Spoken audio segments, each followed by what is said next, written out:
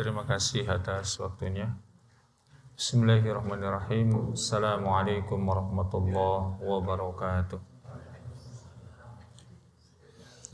Innal hamdalillah wassalatu wassalamu ala Rasulillah wa ala alihi wa ashabihi wa man walah wa la haula wa la quwwata illa billah.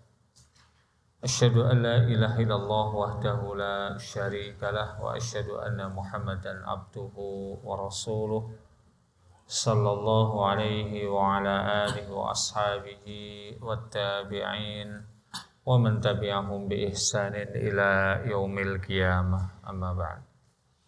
Kaum muslimin jamaah salat maghrib Masjid Darussalam Kriya Perwita Wisata yang saya muliakan rahimakumullah.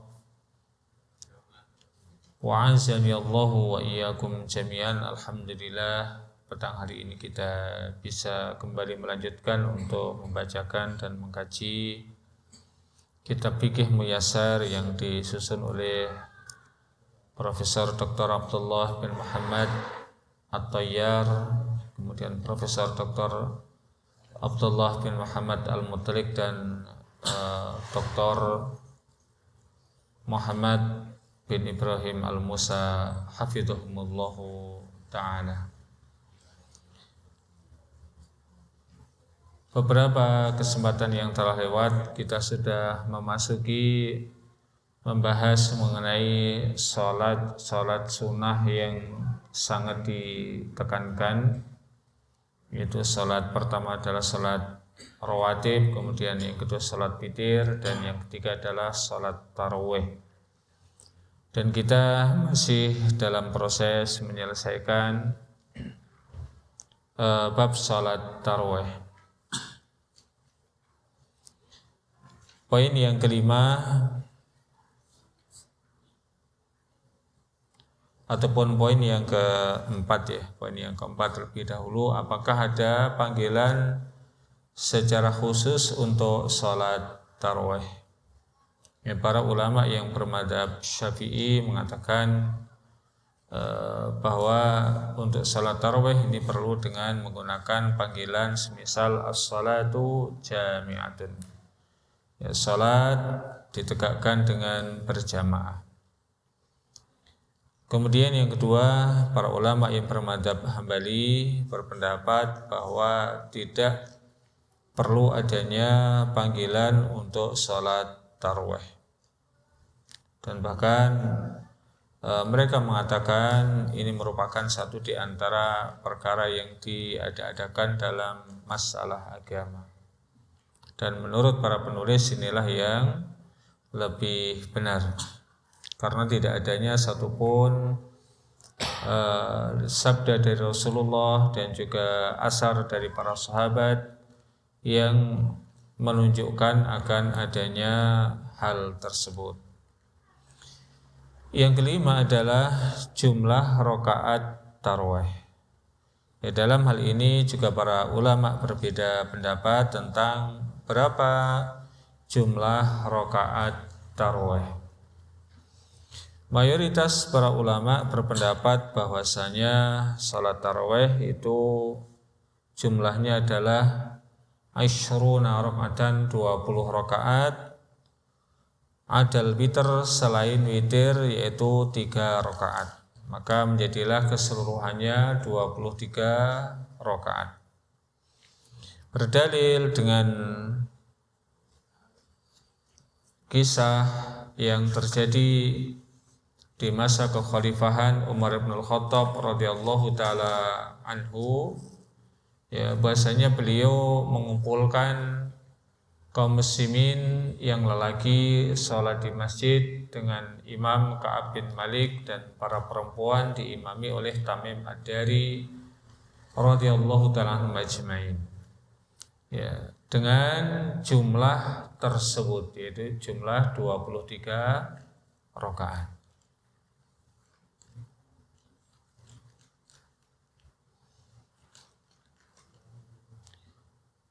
Al-Kasani rahimahullah ta'ala mengatakan jama'a Umaru ashab Rasulillah sallallahu alaihi wasallam fi syahri Ramadan ala Ubay ibni Ka'bin walam yunkir alaihi ahadun fayakun ijma'an minhum ala dzalika. Ya, Al-Kasani rahimahullah ta'ala mengatakan bahwa Umar bin Khattab radhiyallahu ta'ala anhu mengumpulkan para sahabat Rasulullah sallallahu alaihi wasallam di bulan Ramadan ya untuk sholat dengan imamnya Ubay bin Ka'ab. Dan tidak ada seorang pun di antara para sahabat Nabi yang mengingkari apa yang dilakukan oleh Umar bin Khattab radhiyallahu ta'ala anhu. Maka ini menjadilah ijma' dari mereka atas apa yang diperbuat oleh Umar bin Al-Khattab radhiyallahu ta'ala anhu, yaitu dengan pertama Umar mengumpulkan para sahabat di bulan Ramadan ya, selama 1 bulan penuh. Yang ini tidak ada yang mengingkari menimbang Rasulullah pernah melakukan hal tersebut, cuman beliau tidak melakukan selama sebulan karena khawatir nanti akan diwajibkan kepada umatnya, dan itu adalah alasan Rasulullah yang beliau sabdakan sendiri. Yang kedua, mereka juga tidak mengingkari akan adanya jumlah yang ditetapkan ketika itu oleh Umar, yaitu 23 rakaat. Ini sebagaimana yang disampaikan di dalam Badi'us Shana'i. Kemudian yang kedua, para ulama yang bermadzhab Malik berpendapat jumlah rakaat tarawih itu adalah sebanyak situn wa salasuna rakaatan, 36 rakaat, ya 36 rakaat. Ya, selain salat witir. Berhujjah dengan apa yang dilakukan oleh para penduduk Madinah di masa Umar bin Abdul Aziz, di mana Umar bin Abdul Aziz ini merupakan cucu dari Umar bin Al-Khattab radhiyallahu ta'ala anhu, di mana mereka melakukan salatnya sebanyak 36 rakaat. Kemudian di dalam riwayat yang lain, Imam Malik bin Anas rahimahullah ta'ala berpendapat bahwasanya salat tarawih itu adalah 11 rakaat. Mana yang kuat? Mana yang sahih? Yang di tempat kita rata-rata 11 rakaat. Maka dalam hal ini wal amru fi dzalika wasi' walillahil hamdu. Ya, mengenai jumlah rakaat ya dalam salat tarawih, maka ini merupakan perkara yang longgar. Ya, merupakan perkara yang longgar. Silakan mau berapapun diperkenankan. Mungkin di antara ya ulama dan juga para kiai, para mubaligh, para duat yang ada di Indonesia dan di negara yang lain berpendapat yang lebih kuat adalah 11 rakaat. Didasarkan kepada apa yang dikatakan oleh Ibunda Aisyah radhiyallahu taala anha. Jazakumullah khairan. Kata Ibunda Aisyah radhiyallahu taala anha, bahasanya Rasulullah sallallahu alaihi wasallam tidak pernah menambah di dalam salat malamnya lebih dari 11 rakaat. Ya, lebih dari 11 rakaat. Fi Ramadan wala fi ghairihi, baik di bulan Ramadan ataupun di bulan selainnya. Maka jawaban untuk itu semuanya adalah wan nabiyyu sallallahu alaihi wasallam lam yuhaddid fi salatil lail syai'an. bahwa Rasulullah Shallallahu Alaihi Wasallam tidaklah membatasi sama sekali ya jumlah di dalam sholat lail.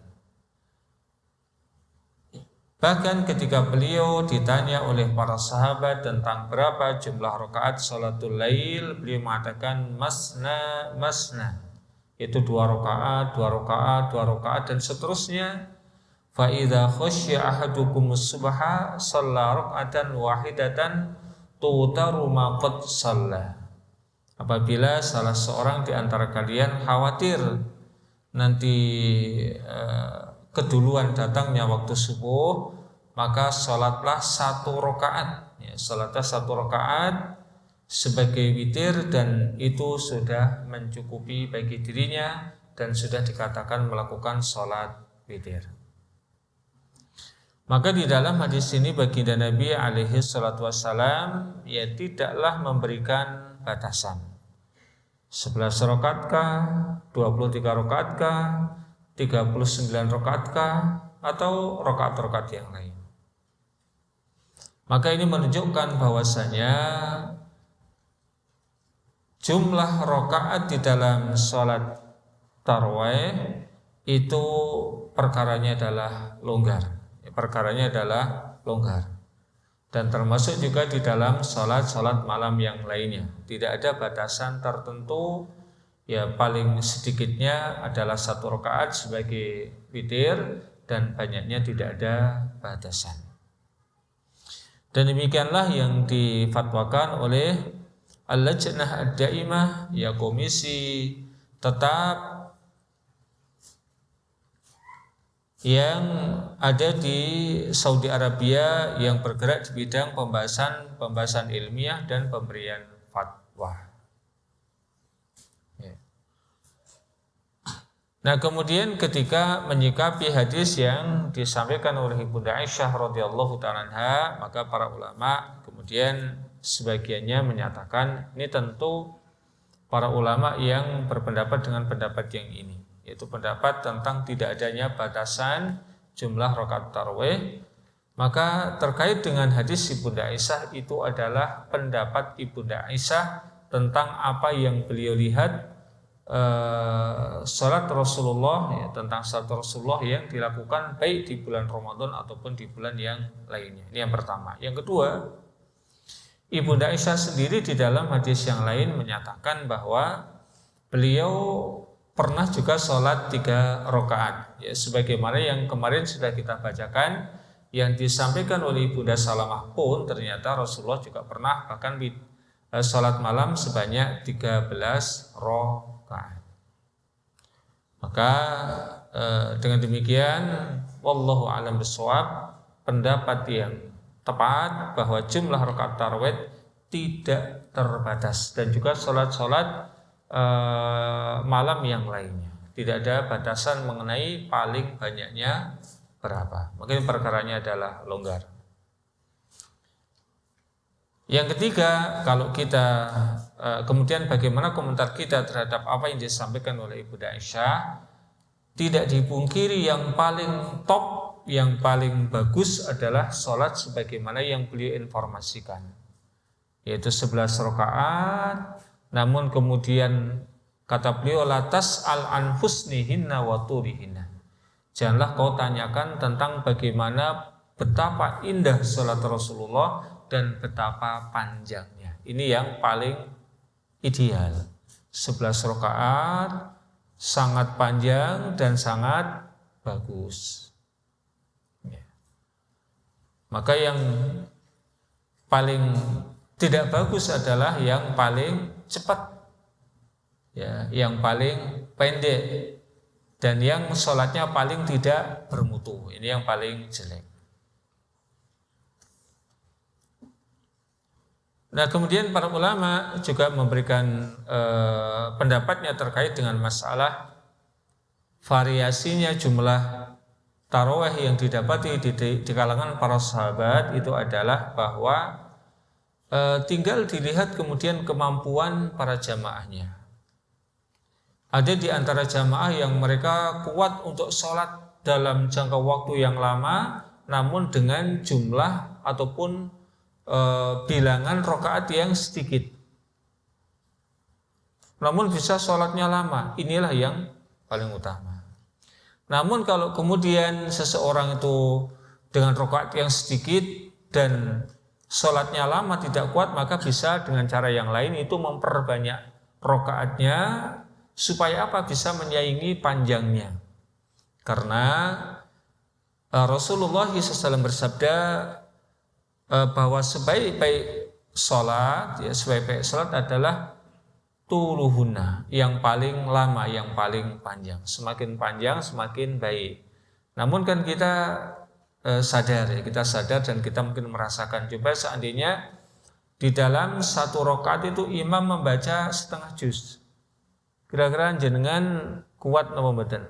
Gerundel atau tidak itu ya, setengah juz. Namun bagaimana seandainya yang setengah juz tadi itu dibaca ya selama atau dengan jumlah 10 rakaat misalnya. Ya tadi kalau satu rakaat membaca separuh juz, dan bagaimana kalau kemudian setengah juz itu dibaca dalam 10 rakaat. Milih yang mana kira-kira? Ya, milih yang jumlah rakaatnya banyak. Kenapa? Karena mungkin kalau berdiri lama itu berdiri lama dalam satu rakaat itu mungkin berat.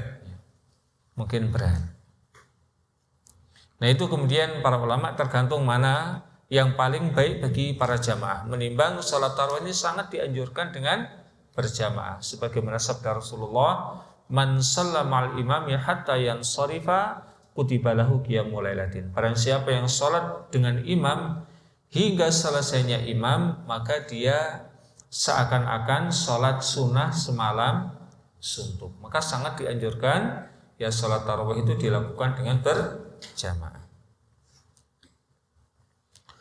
Poin yang keenam, khatmul Quran fi sholatit tarawih.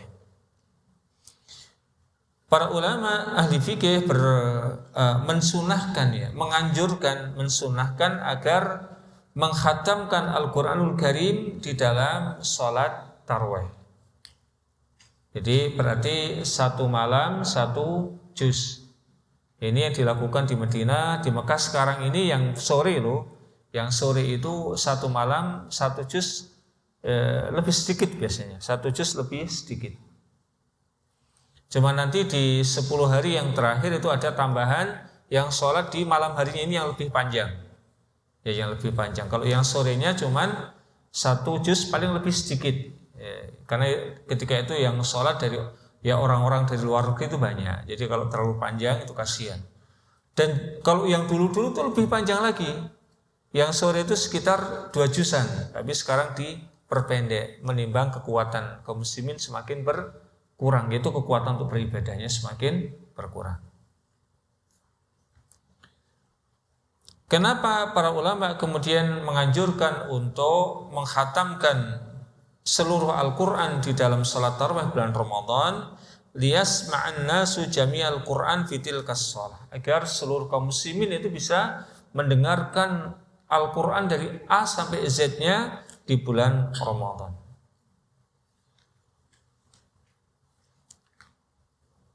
Dan kemudian ketika sudah hatam Al-Quran ditutup dengan doa. Didasarkan kepada apa yang dilakukan oleh Anas bin Malik radhiyallahu taala anhu, ya. Beliau adalah pembantu Nabi dan sekaligus sahabat Nabi yang sangat setia kepada Nabi hingga meninggalnya Nabi SAW. Beliau membantu Rasulullah selama 10 tahun. Di mana ketika beliau usai membaca Al-Quran, khatam baca Al-Quran, maka beliau kemudian mengumpulkan anak cucunya dan kemudian beliau mendoakan mereka semuanya agar mereka menjadi hamalatul Quran, menjadi para pengusung, pembawa, penghafal Al-Quran. Maka kemudian anak keturunan Anas bin Malik ini memang menjadi para penghafal Al-Quran. Sebagaimana yang diriwayatkan dari Mujahid, salah seorang tabi'i, beliau mengatakan, balaghana anna du'a yustajabu 'inda khatmil Qur'an. telah sampai kepada beliau, kalau beliau ini seorang mujahid, mujahidnya seorang tabi'i, maka beliau mendengarkan dari para sahabat. Telah sampai kepada beliau bahwasanya doa ketika selesai ataupun khatam baca Al-Quran itu akan sangat mungkin dikabulkan. Dan masalah doa adalah masalah ibadah, sehingga kita husnudzon apa yang disampaikan oleh para sahabat dan didengar oleh mujahid ini merupakan perkara yang disampaikan oleh Rasulullah SAW. Dan secara umum seseorang usai melakukan satu amal soleh itu boleh digunakan amal soleh tersebut sebagai sarana ya untuk berdoa kepada Allah yang kita kenal dengan istilah sebagai wasilah. Sebagai wasilah, sebagai sarana kita sebutkan, ya Allah aku telah baca Al-Quran, maka kemudian aku mohon kepadamu agar engkau mengabulkan doa-doaku. Kita sebutkan apa yang menjadi keinginan kita. Dan ini termasuk di antara penyebutan ataupun wasilah yang diperbolehkan. Jadi wasilah di dalam berdoa itu ada tiga. Wasilah di dalam berdoa ada tiga. Yang pertama, kita datang kepada orang yang kita anggap dia lebih bertakwa daripada kita, lebih soleh daripada kita, kemudian kita meminta kepada dirinya agar mendoakan untuk kita kepada Allah Subhanahu wa taala, agar dia berdoa kepada Allah untuk kita. Yang kedua, kemudian kita berwasilah dengan menggunakan amal-amal soleh, menggunakan amal-amal soleh yang kita rasa amal soleh itu adalah amal soleh yang paling bagus, yang paling berkualitas, kita sebutkan di hadapan Allah Subhanahu wa ta'ala. Dalilnya adalah sebagaimana apa yang dilakukan oleh 3 orang yang terjebak di dalam gua yang disebutkan oleh Rasulullah di dalam bab niat, ya, yang beliau sebutkan di dalam bab niat dan dirangkum oleh Imam An-Nawawi di dalam kitab Riyadhus Shalihin. Jadi panjenengan bisa membuka ya bab niat di dalam kitab Riyadhus Shalihin, maka akan ketemu dengan kisah ini. Mereka menyebutkan amal-amal soleh yang pernah mereka lakukan kepada Allah, ya agar Allah kemudian membukakan pintu gua yang tertutup dengan batu yang sangat besar. Ini wasilah yang kedua yang diperkenankan. Kemudian wasilah yang ketiga, kita menyebut nama-nama Allah dan sifat-sifat Allah Subhanahu wa taala. Ya Allah mengatakan walillahil asmaul husna fad'uhu biha. Ya Allah itu memiliki nama-nama yang sangat indah, maka silahkan kalian berdoa meminta kepada Allah dengan menggunakan nama-nama. Dan juga di dalam ayat yang lain Allah mengatakan walahul masalul a'la. Allah memiliki ya sifat-sifat yang sangat tinggi. Dan di dalam contohnya Rasulullah berdoa kepada Allah dengan menggunakan ataupun menyebutkan sebagian daripada sifat-sifat Allah Subhanahu wa ta'ala.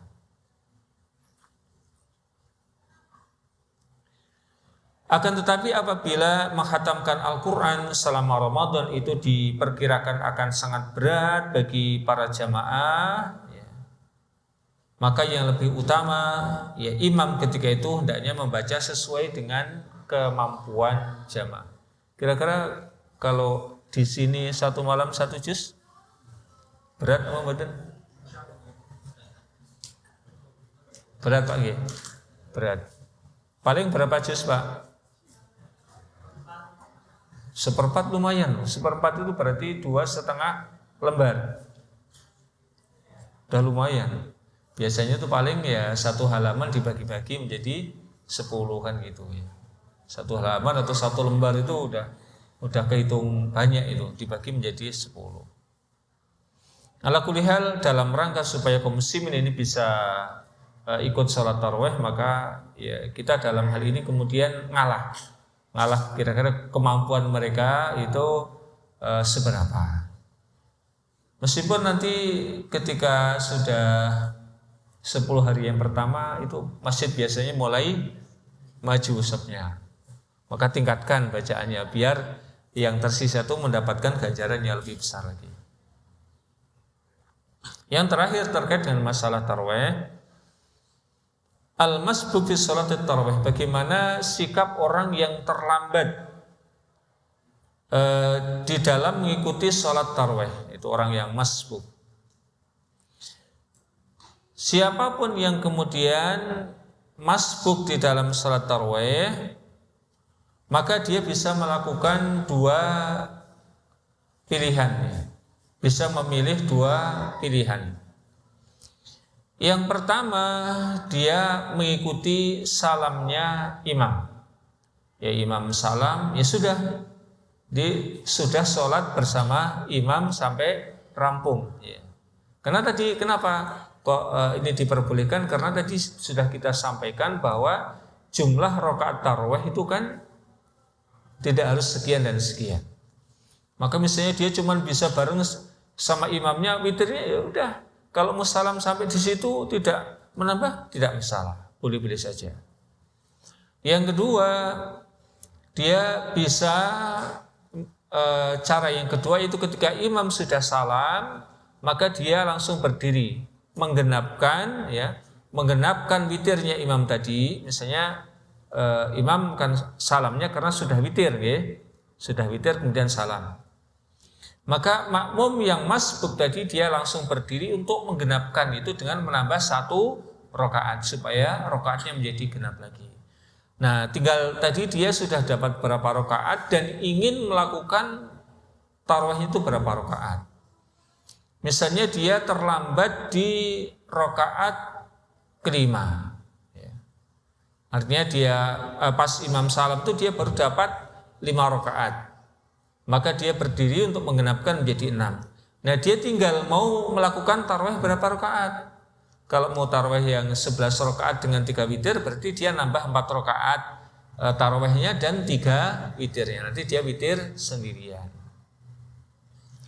Namun kalau dia mau sholat yang 23 rakaat, ya dia sudah dapat 5 plus 1 6, maka dia menambah yang 14 rakaat plus nanti 3 rakaat witir. Di monggo, ini longgar, ya perkaranya longgar. Jadi bisa melakukan 2 hal. Mau ikut salamnya imam kemudian tidak nambah apa-apa boleh, ya. Atau mau menambah sesuai dengan yang diinginkan, modelnya kayak yang tadi, itu kita berdiri menggenapkan jumlah yang ganjil tadi dan kita terus melakukan sholat sebagaimana yang kita inginkan dan nanti baru kemudian sholat witirnya sendirian. Baik, untuk tarawih selesai. Mungkin ada hal yang ingin ditambahkan oleh jamaah sekalian ataupun ingin didiskusikan, kami persilakan. Bismillah.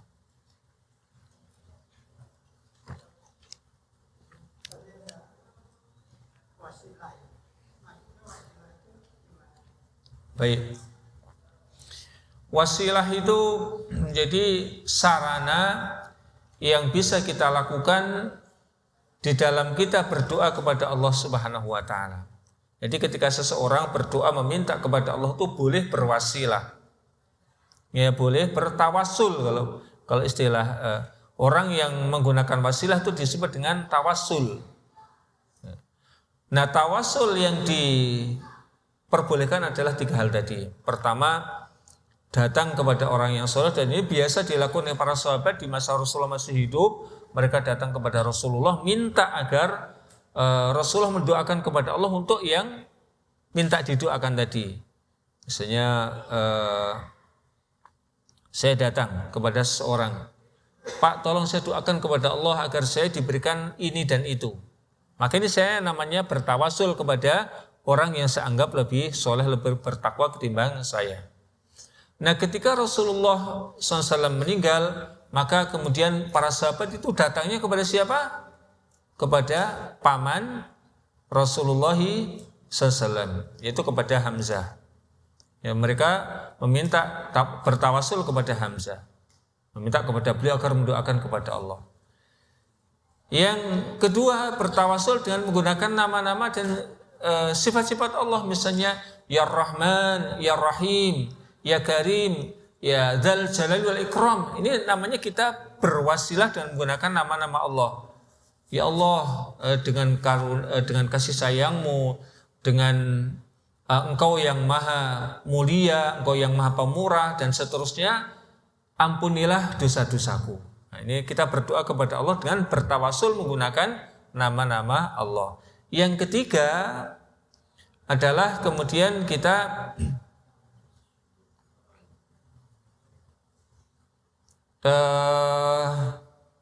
apa tadi yang sudah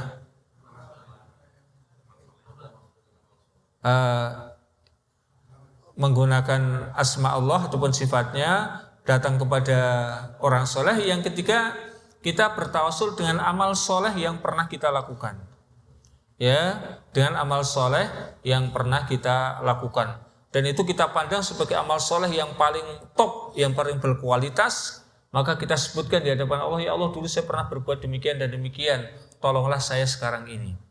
Dan ini tadi yang pernah saya ceritakan tadi, terdapat di dalam hadis sahih, ya, riwayat Imam Muslim, seingat saya, ada di dalam kitab Riyadhus Shalihin bab niat, ya, bab niat.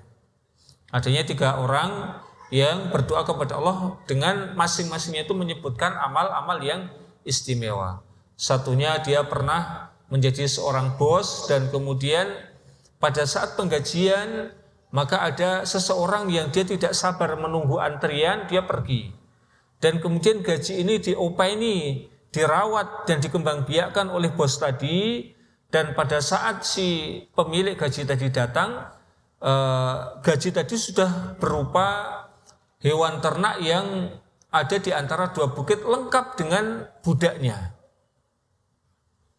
Dan ini diberikan semuanya kepada karyawan yang tadi memiliki gaji yang belum diambil. Yang kedua, ada salah seorang pemuda yang dia sangat cinta kepada sepupunya. Dia berulang kali ngerayu begini begitu ya untuk berbuat yang tidak benar kepada dirinya, namun si perempuannya tidak pernah mau.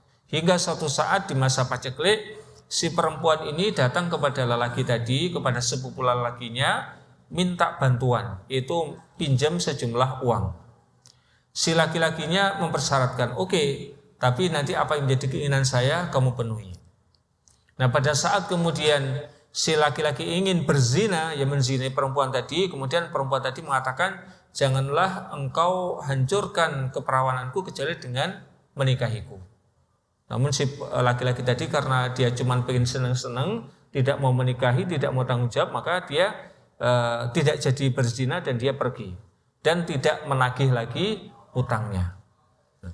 Dan yang ketiga adalah seorang bapak yang dia memiliki anak-anak, namun dia memiliki orang tuanya masih genep, dan tiap hari dia senantiasa memerahkan susu untuk kedua orang tuanya, dan dia tidak akan pernah memberikan susunya ini kepada siapapun sebelum orang tuanya itu meminum susunya. Suatu ketika dia pulang terlambat, sudah agak malam. Nah, kemudian kedua orang tuanya sudah tertidur. Maka dia pun memerah susu, dan anak-anaknya sendiri itu ngerengek, nangis-nangis minta susu tadi. Namun si bapak ini tidak mau memberikannya kepada anak-anaknya. Dia menunggu kedua orang tuanya bangun, dan setelah bangun diberikan kepada beliau berdua untuk minum, dan baru sisanya diberikan kepada anak-anak. Dan ini disebutkan di hadapan Allah, dan ini merupakan amal-amal saleh yang luar biasa. Maka batu besar yang menutup pintu gua itu kemudian bergeser dan mereka bisa keluar dengan selamat. Itulah kita berdoa dengan menggunakan wasilah ataupun kita bertawassul dengan 3 perkara tadi. Ngatan Pak nggih? Ya. Baik. Ada yang lain?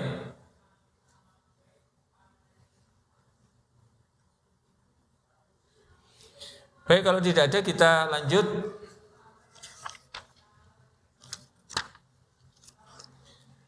Auqatun nahyi, itu waktu-waktu yang dilarang. Maksudnya adalah waktu-waktu yang seseorang itu dilarang untuk melakukan sholat. Dalam hal ini para ulama ya kemudian membagi ataupun menyebutkan waktu-waktu itu menjadi 5 bagian. Yang pertama adalah ba'da sholati subhi hatta tatlu'asy syams, yaitu waktu terlarang untuk sholat adalah setelah sholat subuh hingga terbitnya matahari dengan sempurna. Yang kedua, inda tul'i syamsi hatta tartafi'a qudra rumhin, pada saat pas matahari terbit, hingga matahari tadi itu terbit sempurna hingga kurang lebih satu penggalahan tombak, ya, hingga naik sepenggalahan tombak. Yang ketiga, inda istiwa'i syams hatta tamila lil ghurub, ketika matahari pas ada di atas kita hingga matahari itu condong ke arah barat, ya mengarah ke tenggelamnya matahari, itu ke barat. Jadi kalau bayang-bayang kita sudah berada di sebelah timur, berarti sudah boleh untuk sholat. Yang keempat, ba'da sholatil asri hatta taghruba, setelah seseorang sholat asar hingga tenggelamnya matahari. Yang kelima, apabila matahari itu pas mulai tenggelam, ya, matahari pas mulai tenggelam hingga sempurna tenggelamnya dan muncullah cakrawala ataupun bahasa Jawa itu mego, bahasa Indonesia apa? Yang warna. Jadi kalau pas matahari tenggelam itu kan masih kuning-kuningan, nanti sebentar lagi mulai kemerah-merahan. Itu apa namanya, Pak? Ya? Kenapa, Pak?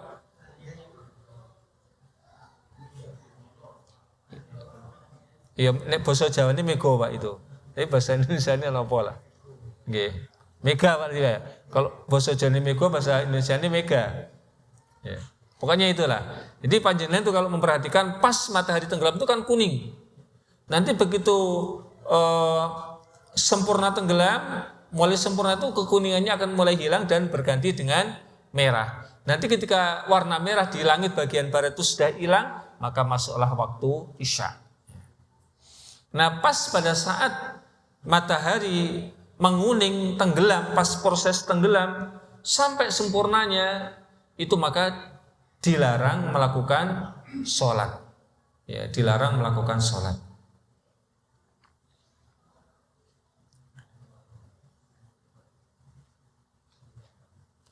Beberapa dalil yang mendasari akan larangan ini. Yang pertama adalah Ibnu Abbas radhiyallahu taala anhuma, beliau mengatakan, syahida indi rijalun mardiyuna wa ardahum indi Umaru anna nabiyya sallallahu alaihi wasallam qala la salata ba'da subhi hatta tatlu'a syams wa la salata ba'da al-'asri hatta taghayyaba ataupun hatta taghiba.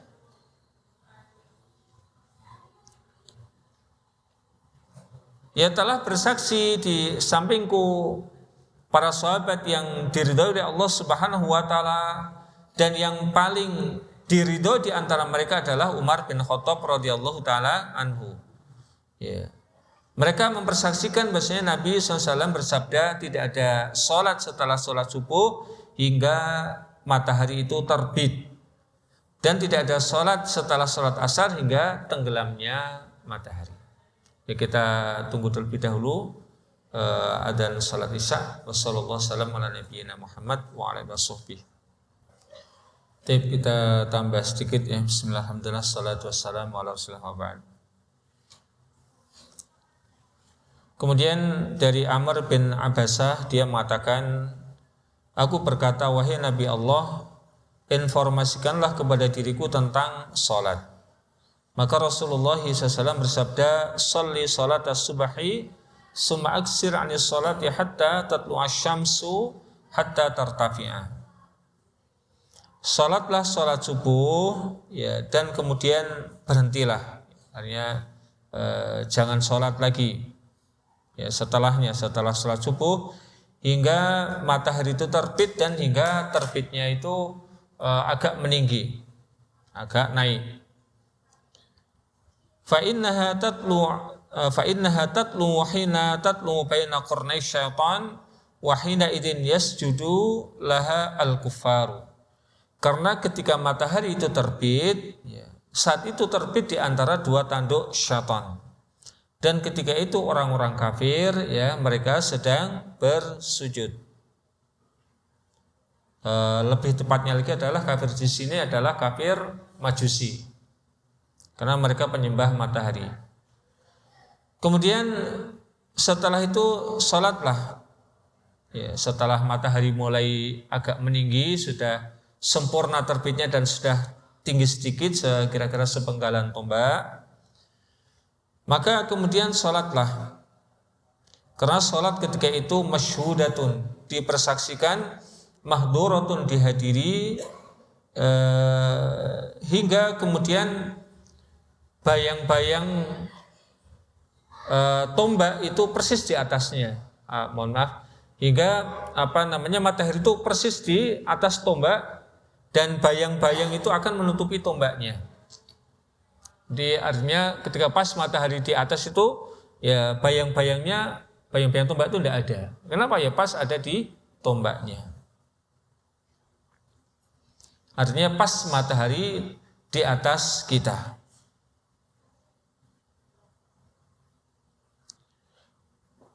Nah, ketika itu maka berhentilah sholat. Ya, berhentilah sholat. Karena ketika itu neraka jahanam sedang dinyalakan. Nah, ketika bayang itu sudah mulai condong ke arah barat, maka sholatlah. Karena sholat ketika itu disaksikan dan dihadiri. Hingga datangnya waktu asar. Ya, hingga datangnya waktu asar dan sholatlah asar. Kemudian setelah sholat asar maka berhentilah sholat hingga tenggelamnya matahari. Karena matahari tenggelam ada di antara dua tanduk syaitan yang ketika itu orang-orang kafir sedang melakukan sujud. Ini hadisnya riwayat Imam Muslim. Kemudian dari Uqbah bin Amir radhiyallahu ta'ala anhu, dia mengatakan, salasu sa'atin kana Rasulullah sallallahu alaihi wasallam yanhana an nusalliya fihinna au an nakbura fihinna mautana. Ada 3 waktu di mana Rasulullah sallallahu alaihi wasallam itu melarang kami untuk salat di waktu-waktu tersebut dan untuk menguburkan orang-orang yang meninggal di antara kami di waktu-waktu tersebut. Kapan itu? Itu pada saat matahari sedang terbit, ya, pas matahari sedang terbit. Hingga nanti matahari sudah sempurna terbitnya dan mulai naik. Ya, sudah mulai berpisah dengan ufuk timur, ya, sudah mulai naik. Yang kedua, ketika sesuatu itu berada di atasnya persis. Ketika matahari di atas sesuatu persis. Ya, ketika matahari itu pas di atas sesuatu. Jadi dia tidak memiliki bayang-bayang. Hingga kemudian matahari itu condong ke sebelah barat. Dan yang ketiga adalah pada saat matahari pas sedang tenggelam, hingga sempurnanya tenggelam, ya, hingga sempurnanya tenggelam. Nah, itulah waktu-waktu yang kita dilarang untuk melakukan sholat. Oleh karena termasuk diantaranya adalah sholat fardu, maka hendaknya kemudian jangan sampai seseorang, ya, sholat dalam keadaan semacam itu di waktu-waktu tersebut, kecuali dalam keadaan yang memang keadaan ini mendapatkan udzur, ya, seperti orang yang tertidur, dia bangun-bangun pas matahari terbit, ya, silakan sholat. Ya. Karena ketika itu waktunya sholat bagi dirinya. Seorang yang terlupa ingatnya pas itu, maka silahkan sholat. Yang kata Rasulullah, man nasiya sholatan aw namanha fakafaratuha idza dzakaraha. Orang yang terlupa dari satu sholat ataupun tertidur daripadanya, maka kafaratnya adalah sholat pada saat dia ingat. Ya, ingatnya orang yang tertidur ya ketika sudah bangun. Ya, orang yang ingat karena lupa, ya pada saat itulah kemudian dia pun melakukan sholat. Mungkin sampai di sini apa yang kita bahas, ya, mengenai waktu-waktu yang terlarang ya untuk melakukan sholat, dan insya Allah lebih rinci lagi nanti akan kita sampaikan di waktu yang akan datang biidznillahi ta'ala. Ya, artinya kemudian di waktu-waktu tersebut kita dilarang untuk melakukan sholat sunnah yang mutlak. Ya, sholat sunnah yang mutlak itu adalah sholat sunnah yang tidak memiliki sebab. Saya ingin sholat aja 2 rakaat, maka jangan. Namun kalau sholat yang dabil asbab nanti insya Allah akan ada pembahasannya. Sholat yang memiliki sebab seperti sholat jenazah ataupun beberapa sholat yang lain, insya Allah nanti akan kita sampaikan di pekan yang akan datang. Mungkin sebelum kita tutup ada hal yang ingin disampaikan, monggo Pak. Tadi di sana, sekarang pindah ke sana ini. Sholat yang dilarang tadi Pak. Misalnya sholat ayat al-masjid antara asar dan maghrib kan menjelang Ramadannya banyak yang pergi mau buka puasa bersama, dan sholat ayat al-masjid itu boleh nggak? Boleh. Itu nanti insya Allah kita bahas setelah ini. Itu sudah masuk nanti di dalam pembahasan. Tadi sholat syukurul wudu, kemudian sholat jenazah, sholat tahiyatul masjid, maka ini sesuatu yang diperbolehkan. Ada yang lain? Baik, kalau tidak ada, semoga apa yang kita kaji di malam hari ini menjadi ilmu yang bermanfaat bagi kita semuanya. Allah Subhanahu wa taala semoga memberkahinya. Mohon maaf atas segala salah dan kurangnya. Yang maha sempurna, yang maha benar hanyalah Allah Subhanahu wa taala, dan semua kesalahan datangnya dari saya pribadi dan Allah serta Rasulnya berlepas diri. Demikian, Allahumma alimna bima yanfa'una wanfa'na bima 'allamtana wa zidna ilma. Wa sallallahu wasallam ala nabiyyina Muhammad wa ala alihi washabbihi. Kita tutup dengan doa kafaratul majlis. Subhanakallahumma bihamdika asyhadu an la ilaha illa anta astaghfiruka wa atubu ilaik. Billahi taufiq wal hidayah. Assalamualaikum warahmatullahi wabarakatuh.